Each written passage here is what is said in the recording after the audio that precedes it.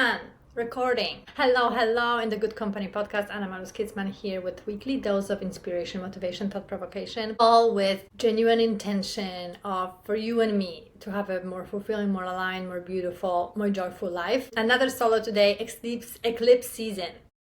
How is it going for you? Last several weeks. For me, Eclipse season starts really, I think, even 3 weeks prior. We are coming for another eclipse on 21st. There was one on, what was it, 17, I think, of September. How is it going for you? It's a very intense period. I used to hate eclipse seasons because I didn't know what's going on.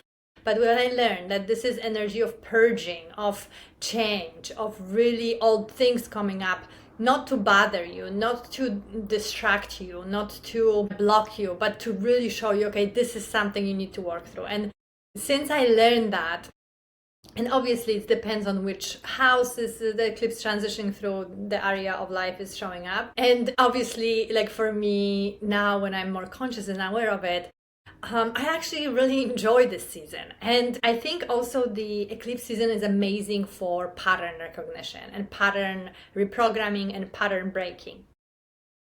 This season, I really kind of closed one pattern and discovered another that I will have to work through.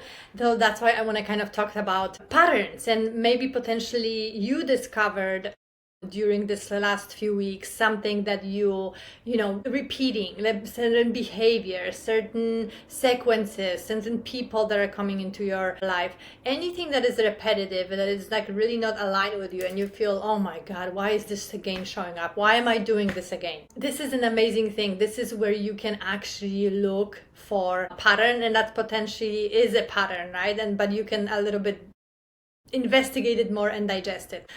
So just an example for me, a while ago, hi Taffy, it was, I used to, when I get really stressed, really overwhelmed, really tired, I used to really find comfort in murder porn and like murder documentaries. I think it was just matching my energy at the time of fear, of like stress. I also love this idea of like the justice is usually, and there's some kind of element of this good wins, and they found the killer, they find the whatever person who did something, there's just some element of justice, and also it also felt like, it's awful to admit, but it felt like, okay, my life is not that bad, like people have it worse, you know what I mean? And also this idea of like, oh my god, if people can do this to each other, like I shouldn't be upset or stressed about what people are doing to me if they can go that far, you know what I mean? Which is also a weird thought to have, but anyway, that helps me for a long time. But when I really did this work, and it happened a while ago, did this work on myself and really recognize it, this is the first step, amazing, with the pattern. Whenever you recognize the pattern, right? So like, I'm stressed, I'm overwhelmed, I'm tired, I'm really down, I am going to go and watch criminal documentary. First step is obviously awareness, and when you have this awareness, you will see when you go to watch that documentary, whatever it is, it's the power is lessened. It's a different thing. You are like, okay, like now know why I'm doing it, kind of like it's the pattern loses its grasp on you, obviously, because it's conscious now, and it's also less powerful. So that's amazing.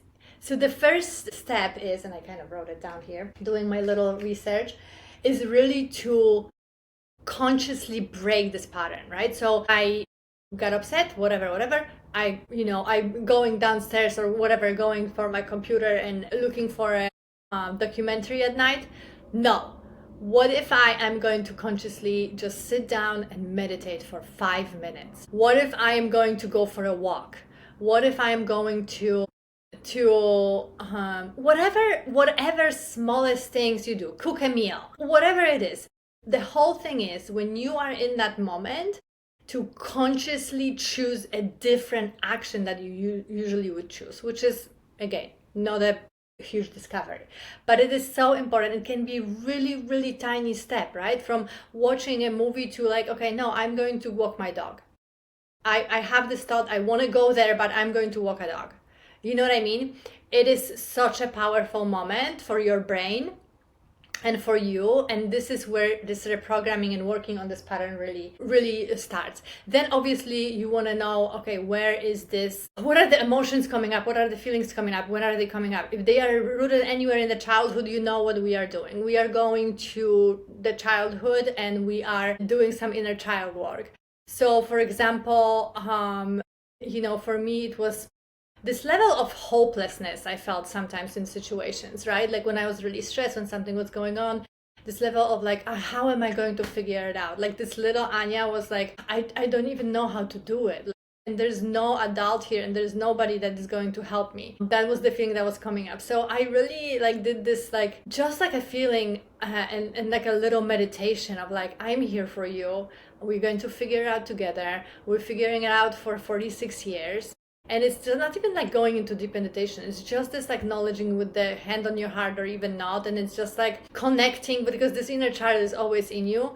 It can be as simple as that. You can also like, journal about it and do deeper inner child work. But I think even like, hey, I'm here for you. You feel this. I totally understand it. It's totally understandable to feel, hopeless or like you don't know what to do. But I'm here for you. We're going to figure it out together step by step. So a little inner child work, if it's connected to inner child, to childhood, some experiences. But obviously, as always, feeling your emotions in the moment, it's just so crucial.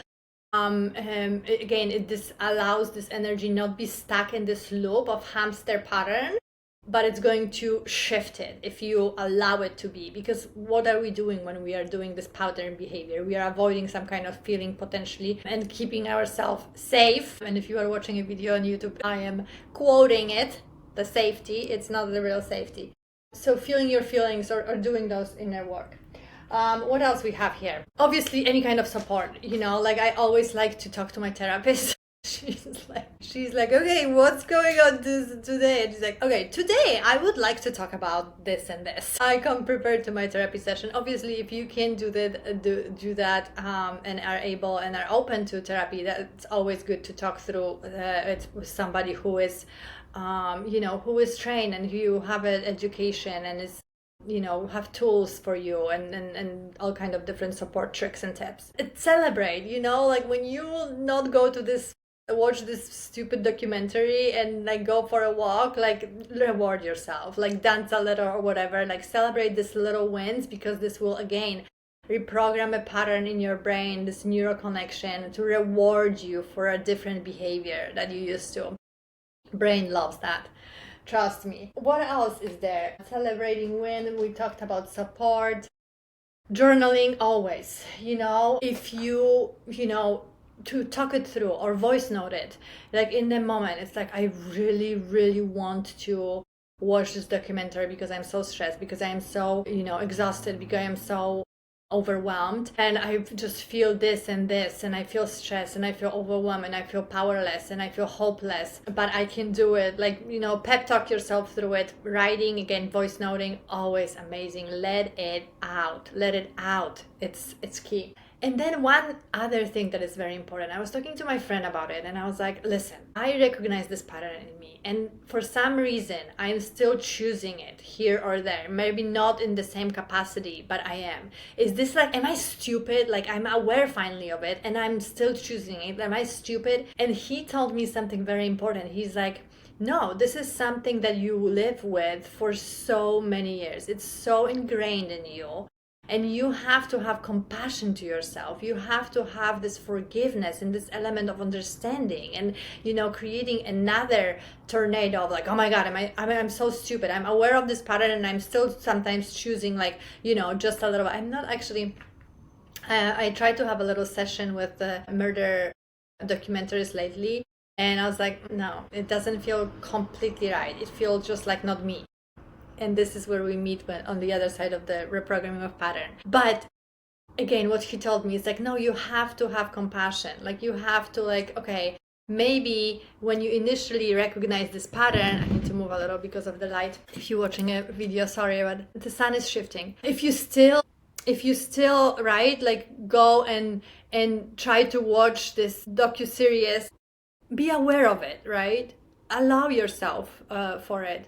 And then maybe slowly, okay, it's like, okay, I watched 10 minutes of it and then I'm going to switch to something else or do something else, right? Like it doesn't have to be like that drastic. There needs to be this element of compassion, which I love this idea, like having compassion to yourself as you're going through this program, reprogramming of the pattern, breaking the pattern, unhealthy, toxic, or whatever pattern it was that just doesn't work for you, doesn't support you and where you want to go, what you want to do in the future, right? And who you want to be and how you want your life to look like. I think it was just such a amazing advice to like really having compassion in that moment for yourself. So that's it for today. How is your eclipse going? What patterns are you recognizing? How can you switch and slowly start switching those behaviors? Tell me, and until the next time, love and light and a little bit of shadow.